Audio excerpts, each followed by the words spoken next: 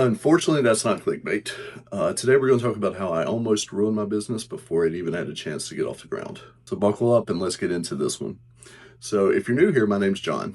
I'm the owner of Jed's Card Shop. We're an online TCG business that predominantly focuses on Pokemon, but we are starting to add a lot of new IPs to the website. So, more to come on that later. So, let's jump right into this. All right, so the first thing we're going to talk about today is overthinking. And this has always been one of my major problems, even in my professional life. Risk management is something that I'm very conservative on, and I try to proceed with caution. But the sad truth is, in Pokemon, it's really hard to weigh that out because you'll spend all your time putting all these numbers on spreadsheets, and by the time you realize that it's a good play, the price has shifted. Um, I've I've got countless examples on this one. Like, believe it or not, I had the opportunity to buy cases of Ascended Heroes ETBs. I could have got each one at $95 a box. So a case, 10 boxes, 950, and I want to say the gentleman was able to sell me 10 cases of this. And I noticed that at the time, the Ascended Heroes ETBs, they went from $115 an ETB down to I want to say it was 105, maybe right at the 100 mark.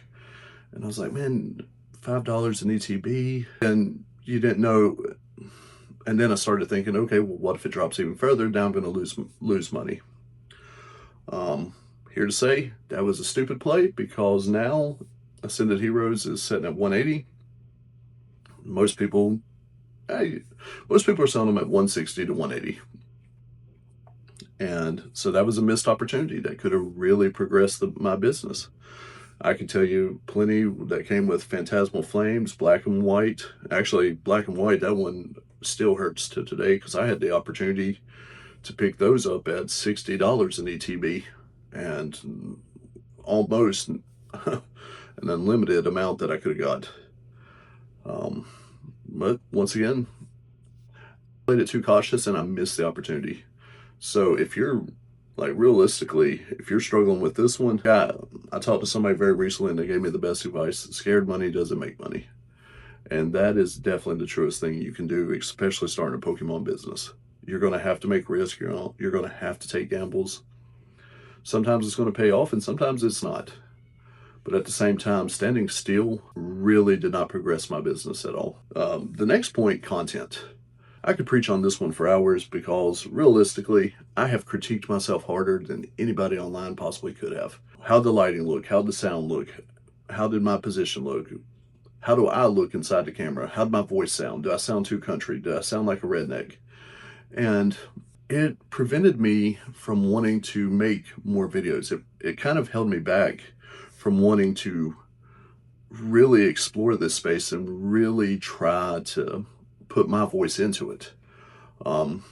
It got to a point that I was actually scripting every single one of my videos, word for word, and I was trying to memorize the script. I'd have, because behind the camera and everything, I've got two computer monitors in my laptop, and I was having one screen showing my face, the other screen showing my script, trying to read that, trying not to get caught by the camera reading it, and it put unnecessary pressure, and it put an unnecessary expectation to what this was. Because realistically, my expectation of getting on YouTube and trying to do this was just unnecessary at the best. Because look, and I think it's Pokey, he said it, and he's 100% right. You're going to suck at this. You are not going to be good at it right out of the gate, because it's a skill. It's something you're having to learn. Talking to a camera, seeing yourself, you're essentially talking to yourself, and it's uncomfortable. But I let my own personal opinions on the way it was going affect not just my content, but affect me progressing and actually learning through this content. Now, the third thing this one actually probably had one of the higher impacts, pricing. I've always been of the mindset, I always wanted to be around the MSRP, trying to be fair pricing, trying to not give into the inflated bubbles and stuff like that. And that's fine and dandy, but I'm in my professional life, I'm not like that. In my professional life, you charge what you have to charge to make the profits and the margins that you need to remain in business, because let's face it, you could be MSRP every day of the week, but if you're buying the product at $2, $3 above MSRP, that's not going to do you any good. That's not doing anybody any favors, except for the customer. Customers getting a great deal, but the business can't sustain with that. And then I've come to realize, especially in the Pokemon space, loyalty is very limited at best. Now there are a lot of good people and a lot of customers that are loyal, so don't, this ain't a blanket statement. But there's quite a few people in this that is just looking for the cheapest price, because let's face it, there has been a influx of resellers, YouTubers, um, that they want to find the cheapest price so they can turn around and try to resell it for a margin. But that also impacted me pretty heavily on the Japanese side, because with my pricing, I was pricing based off of what I was paying without even realizing within a week the price had jumped 20%, 30%. So if I'm making a 15% margin, we're just going to do some basic math. If I was making a 15% margin on what I was selling the booster box for, and sell out, okay, so now I've sold out the product, but I have no more product. I have no reason for anybody to come to the website. I have no reason for anybody to buy anything because there's nothing to buy. And now if I want to buy the new product, I have to spend more than what I originally made. And it turned into a vicious cycle that actually the Japanese market got to the point that now, um, wholesale price is almost market price. Um, that's a whole other topic that we can get into. So yes, the three things that really almost ruined my business before it started was overthinking, um, content, and pricing. So now let's get into what we're changing, because I am going to be changing a lot, especially the formatting on what we're doing here. So the very first thing, I've started taking a lot more risks. Um, if I'm seeing a good deal, typically right now I haven't been passing up on anything. I'm buying a lot of collections. I'm buying a lot of products. And actually, I'm sort of expanding not just from the Japanese market, but to the Chinese and Korean market as well.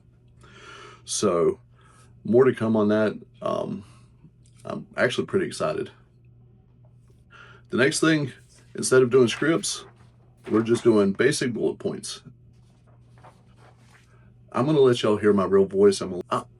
Without me trying to be an actor on the internet. And that's the best way I can put it, is like, I'm trying to feel, or I'm trying to build myself into something that's not reality. Because my own personal opinion is I needed to sound this way, I needed to talk this way, I needed to say these words, and it's not authentic. And the one thing I really want to be on this channel, because I am documenting my journey, but at the same time, I'm also talking directly to my customer base. And I want y'all to see the true authentic John, the real unscripted version. So maybe these videos will start being a little bit longer. If that's the case, I am sorry. Um, but at least you're going to know exactly what you're getting, and you're going to see the transparent side to it. So that is the biggest change I'm making on the content side. Now, as far as the pricing side, I'm still going to focus on fair pricing, but I'm not going to live and die on being the cheapest guy. Because, and like I said, in my professional career, if you live on price, you're going to die on price. There's a lot of people that are much bigger than me that's going to be able to get a lot more product. And when you buy at that scale and that level, they're going to get better deals. So I'm not trying to chase the cheapest price, but what I am is going to be working on giving a fair price, um, and also focus on not just what the product costs, but what it takes to keep cycling it. Because so many times through this, I was able to get momentum and start to have a lot of visitors and a lot of people on my website, but those people don't continue to go to a website that's empty.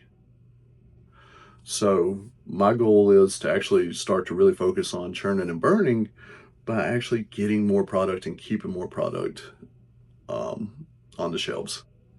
So that's kind of direction we're going now. I really want to get this. I'm really excited to see how this turns out. I'm really excited to keep doing this. And the best part is, if anybody tells you the ladder to success, they made all the right decisions, they're completely full of shit. It is very easy to make these mistakes, but the biggest thing is to actually catch the mistakes that you're making, learn from it, and progress. And that's what I'm doing. I've identified the mistakes inside the business at the moment. We're going to correct those and we're going to move forward. We're going to keep pivoting until we get this right. Because this is one thing, I didn't get into this because of hype or any of that. I got into this because realistically, I do intend to be here for the long haul. So anyways, enough of my rambling. If you like this kind of content and you want to see more, please consider liking and subscribing. And until next time, goodbye.